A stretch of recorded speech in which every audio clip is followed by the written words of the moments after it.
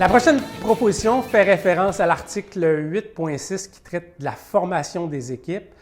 Donc, cet article-là qui sous-entend qu'on veut créer un certain équilibre entre les équipes d'une même division et d'une même classe au sein d'une association.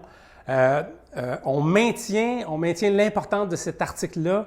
Cependant, ce qui est tout nouveau cette année, c'est qu'on a extrait toutes les équipes de classe B de l'article qui fait référence à l'écart des 3 joueurs, là, les 3 joueurs de dernière année d'âge. Donc, anciennement, cette réglementation-là s'appliquait à toutes les classes.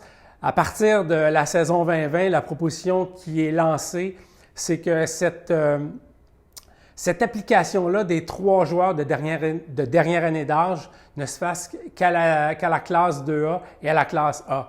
Donc, à la classe B, évidemment, on demande de quand même former les équipes en ayant en tête une certaine équité là, entre les équipes, bien que cet écart-là de 3 joueurs d'âge ne sera pas en application à la classe B. Ce qui va être beaucoup plus facile, tenant compte là, que dans certaines associations, ils ont 3, 4, 5, 6 équipes de classe B dans une même division.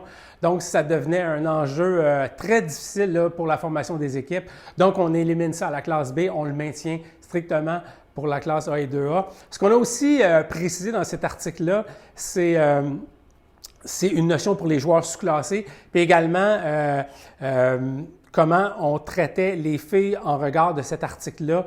Donc, les filles de dernière année d'âge, on sait qu'à partir de la division Bantam et Midget, les âges pour les filles et des garçons sont un petit peu différents. Donc, on a clarifié ça en intégrant tout ça là, dans l'article, ce qui va être beaucoup plus simple pour tout le monde, pour la compréhension de tous.